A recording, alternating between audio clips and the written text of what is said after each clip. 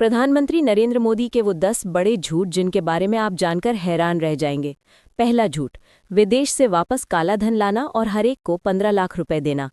2014 के लोकसभा चुनाव के प्रचार के दौरान नरेंद्र मोदी ने वादा किया था कि उनकी सरकार सत्ता में आने पर विदेशों से काला धन वापस लाएगी और हर नागरिक के खाते में 15 लाख रुपए जमा करेगी। हालांकि ये वादा पूरा नहीं हुआ और इसे बाद में चुनावी जुमला बताया गया। दूसरा, हर साल 2 करोड़ नौकरियां।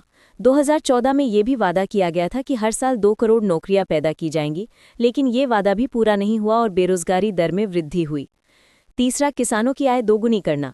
2022 तक किसानों की आय दोगुनी करने का लक्ष्य रखा गया था।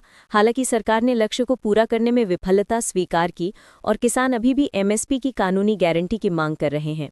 चौथा, गंगा की सफाई। 2014 के चुनाव के दौरान गंगा की सफाई का वादा एक बड़ा चुनावी मुद्दा था, लेकिन इतने वर्षों के बाद भी गंगा की स्थिति में कोई खास सुधार नहीं आया है। पांचवा, स्मार्ट सिटी का वादा। 100 स्मार्ट सिटी बनाने की घोषणा की गई थी, लेकिन ये वादा भी एक जुमला साबित हुआ।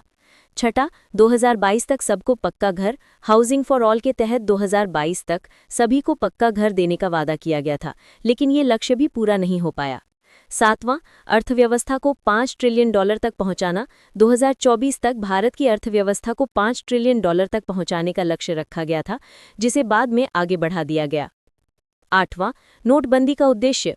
2016 में नोटबंदी की घोषणा करते हुए मोदी ने कहा था कि इससे कालाधन, जाली नोट और आतंकवाद की समस्या खत्म हो जाएगी, लेकिन ऐसा नहीं हुआ।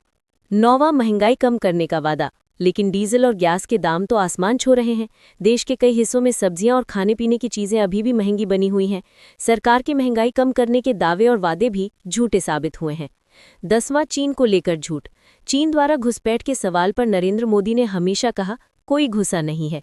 हालांकि चीन ने लद्दाख क्षेत्र के 2 इलाकों को अपना बताया और उनके नामों की घोषणा की।